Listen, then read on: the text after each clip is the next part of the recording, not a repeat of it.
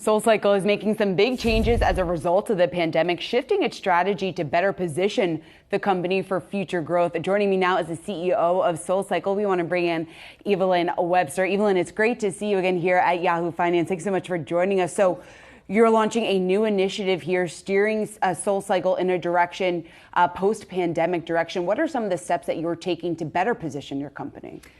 You know, so like many businesses right now, we're having to really scrutinise all of our operating costs. One of the things that we did just over a month ago was rationalise our studio footprint.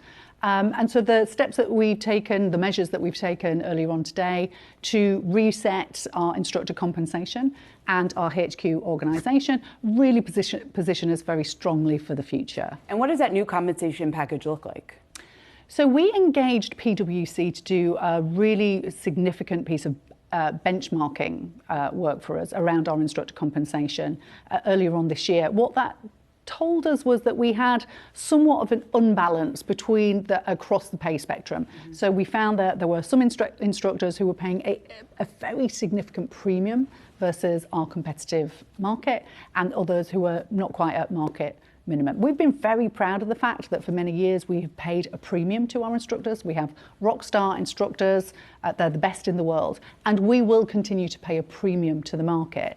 What we're seeking to do with the new compensation plan is just rebalance that plan to some extent, so reducing the premium amongst our more senior instructors and bringing a number of others up. So it benefits very many across the organisation. What has the feedback been like so far? Have you gotten any feedback yet? Well, because it was just announced today. It's kind of very current news. And so what I will tell you is, I don't think I've ever worked at any company where people does cartwheels when you say your compensation is at risk of being reduced somewhat.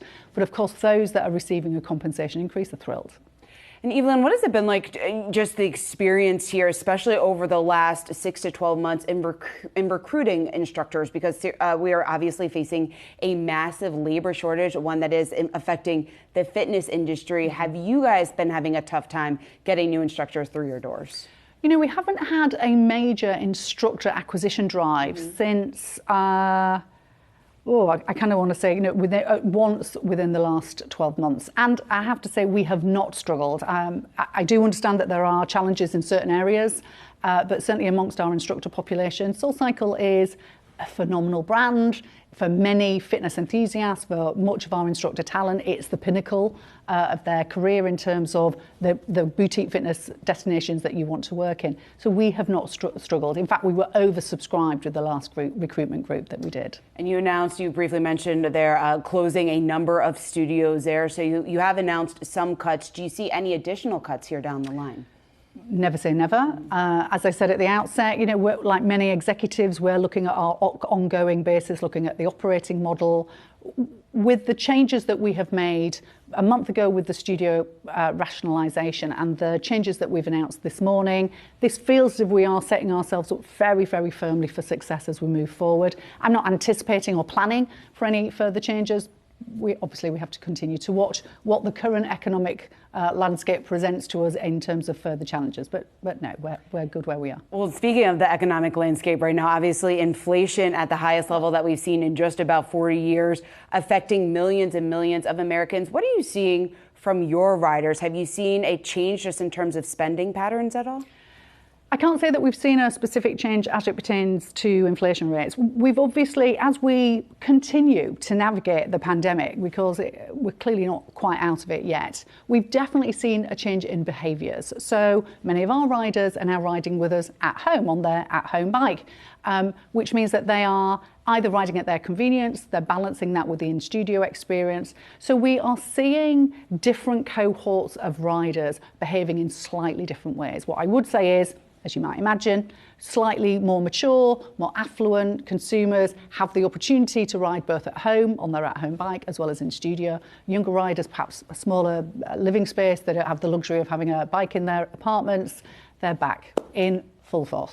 Evelyn, you mentioned the at-home component of SoulCycle, and we've heard from a competitor out there, Peloton, the CEO there, Barry McCarthy, saying that there are headwinds, there are challenges in the connected fitness sector. He doesn't see them abating anytime soon. What's your view of that sector of the economy right now? So, of course, we think about at-home fitness as part of a broader SoulCycle ecosystem.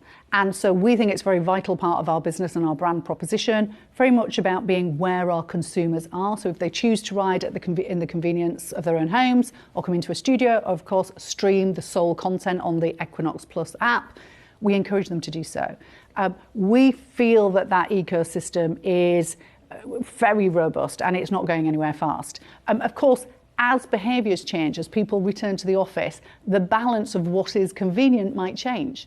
The inclination over the last couple of years, of course, has been to work out at home. But as we return to the office, they'll probably start coming into the studios more. So we'll see behaviours change. But the ecosystem is what's important, making sure that we are where our consumers want us to be. What about differentiating yourself from some of the competitors out there? Because you are going after the same riders in a lot of instances. What has that been like? And I guess what type of risk does this potentially pose to your business?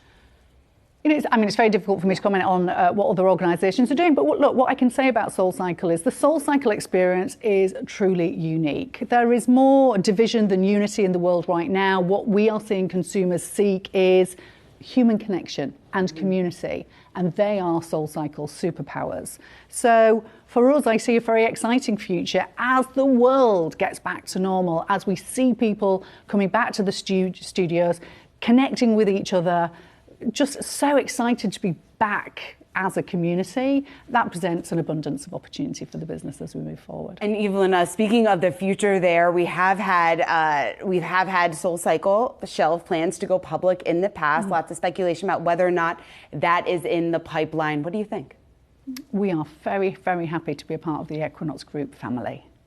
Evelyn Webster, always great to have you. Thanks so much for joining us here at Yahoo Finance.